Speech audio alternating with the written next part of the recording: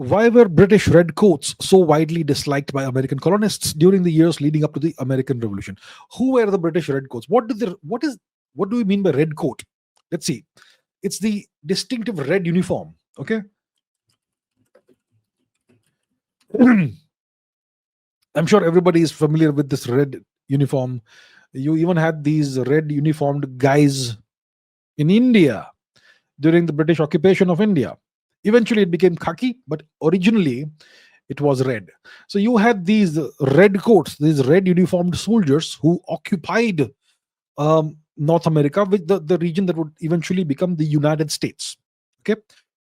So why were these British redcoats so widely despised in by American colonists during the years leading up to the American Revolution or the American War of Independence? The American War of Independence is from 1775 to 1783. Okay, so the years leading up to that is from the 1760s onwards, let's say. So before the 1760s, you see, there were historically, from the beginning of the British attempts to occupy North America, the British never sent a standing army to North America. Starting from Jamestown, starting from Plymouth, they never sent a standing army. They sent colonists in large numbers. Many of them died out. Jamestown was a disaster. Roanoke is a mystery and a disaster. Plymouth kind of succeeded. And the Americans want to forget about Jamestown because of the way things went there, cannibalism, barbarism, whatnot. But eventually the Americans succeeded. And the Americans had a very different strategy from the Spaniards. The Spaniards were looking for gold. They were looking for slaves and conversions. The Americans were looking for land, which is why the natives were genocided. The English were looking for land. So they took over the land. And eventually you had a substantial population of English people in the eastern United States, on the east coast of the United States. And it's in the 1960s that the British Crown sends the redcoats to the colonies. The redcoats are a standing army. So suddenly, the colonists who have grabbed all this land and who are like living happily suddenly find this army looming over them, sent from across the Atlantic Ocean, thousands of kilometers away. Right? So that gave them the sense of being under occupation by England. And London became this it became the center of tyranny to the colonies. So it's like the British Crown no longer trusted the English colonists. It regarded them as people who are potential traitors and potential whatever, and they now need to be controlled by force and through tyranny. Right.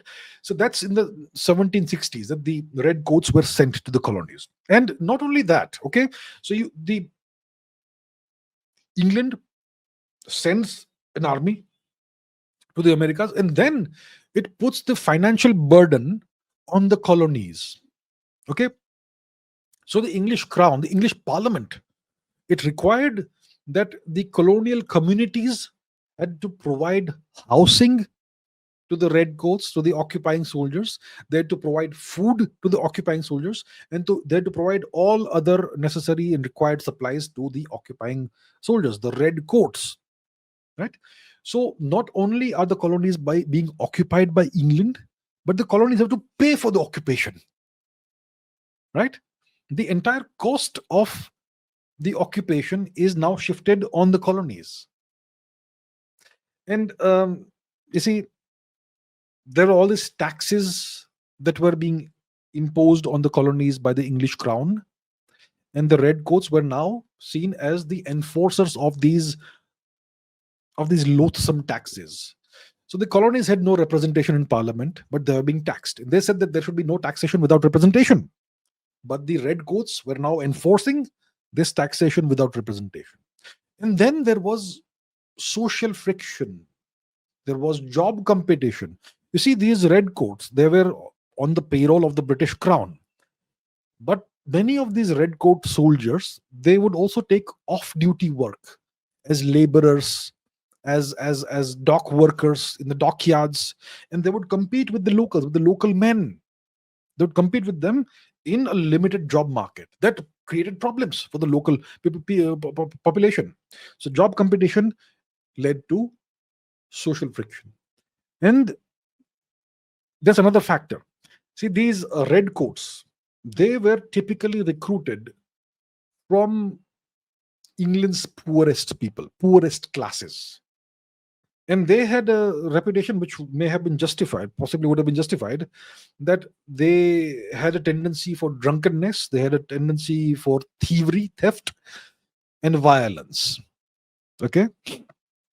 So the redcoats were regarded as dangerous, as morally suspect people, as thieves, as violent people, as people prone to drunkenness.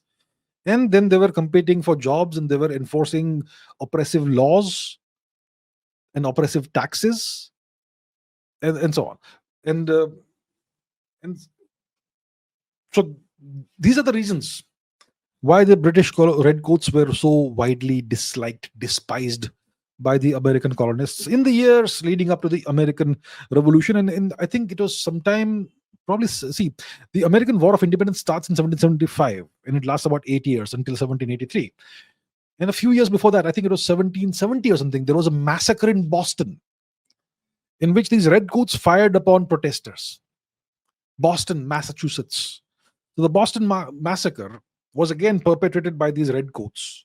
Maybe like it's not like 300 people died in that. Maybe 5, 8, 10 people may have died in the Boston massacre, but it was reported widely as a massacre of lots of people, and that added to the ire, to the antipathy that the locals had towards the redcoats. So because of all these factors, the British redcoats were very widely disliked, despised by the American colonists in the years leading up to the American Revolution. And then the redcoats fought the American independence fighters. And yeah.